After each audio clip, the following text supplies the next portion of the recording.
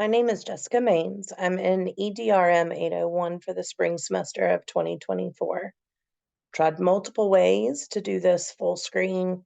It's not working, so bear with me because we are going to go ahead and just screen share from this view, and I will present from this view.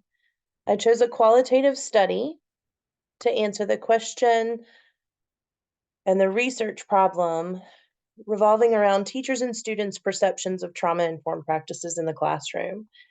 Specifically, how are these practices affecting the feeling of resiliency in academic growth?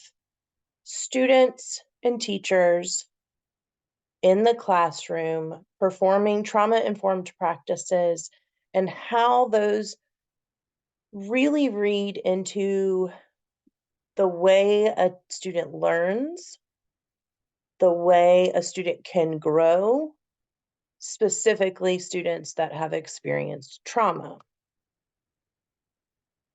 I chose this type of study because teacher voice and student voice are things that aren't found very often in research, which was shocking to me when I began doing research for this subject.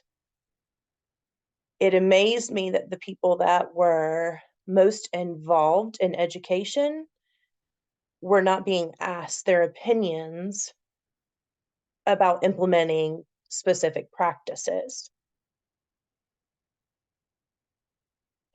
I will be using an 8th grade class.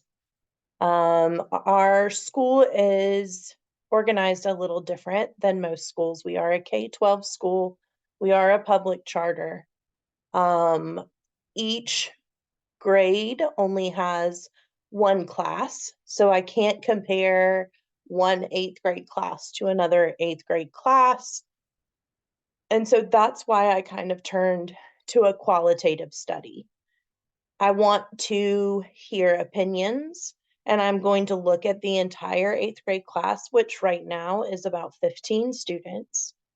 Those students will be part of a student focus group in order to give feedback. And I just see a lot of importance in their voice and how they feel their needs are being met in the classroom. I will be using one-on-one interviews with teachers. Those interviews will help guide the professional development that we will be using in the school. We will start with empathy interviews to just understand what is needed, where the shortcomings are of the education system now, and then we'll move on and readdress those in the one-on-one interviews with the teachers. The student focus groups will be guided. We will use empathy interviews with the students as well to kind of see where the baseline is of where their needs need to be met, things that are working for them, things that are not working for them. The student focus groups will have very open-ended questions, so the students feel heard.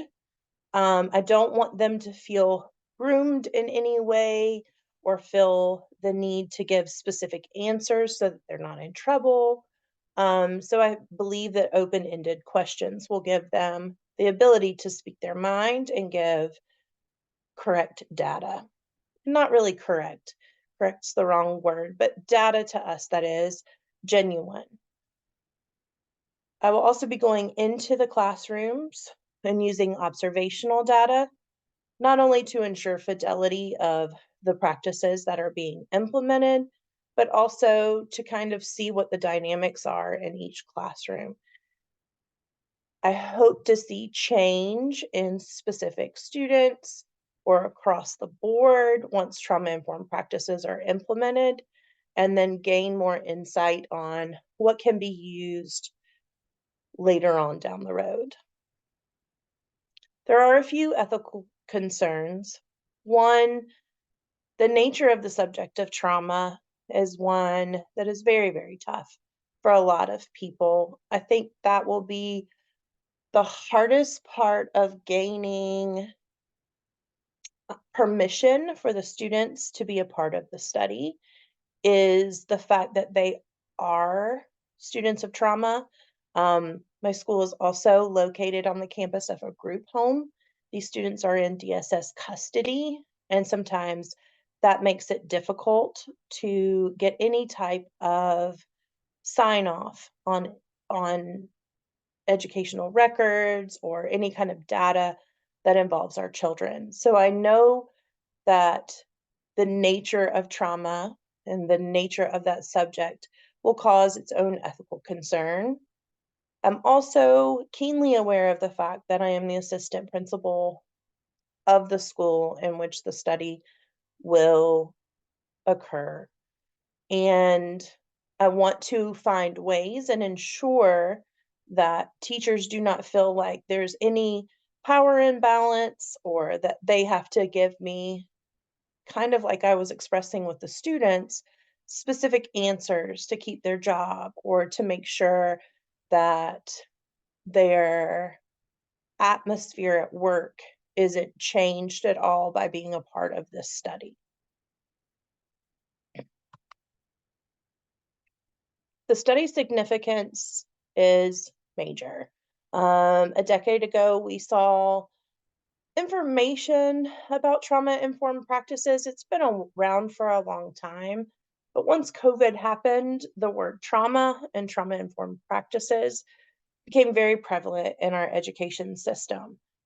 I think sifting through all of that information will be very helpful, but I will have to have a very discerning eye to make sure that the information pertains to the specific population that I teach or that I am a part of. The Another part of it that is overlooked a lot of the times is the effects of trauma-focused learning on the teachers. Very often, once you start to understand the trauma that our students have gone through, um, you have more information about that trauma. There is that secondary trauma response that we have to be careful of, and we have to educate the teachers on. I have to make sure that I'm doing that within my study and I'm not aggravating a situation any more than it needs to be. I have my own experience with trauma, um, growing up and in the education system. And so I think that is what has always drawn me to trauma-focused education. Um, as soon as I started beginning to think about my dissertation, I knew this was the direction that I wanted to go, and I'm still trying to tweak it and make it more focused. But I'm very excited about that aspect of it. My role in it will be very hands-on, so I also have to make sure that I stay trauma informed myself and make sure I protect my role at the academy, um, to still contribute to the K-12 population without, forgetting and only focusing on this study in this one class. I appreciate your time. I know it's been a rough semester. I think we're all glad that we're done. Um, but I'm looking forward to what we have next.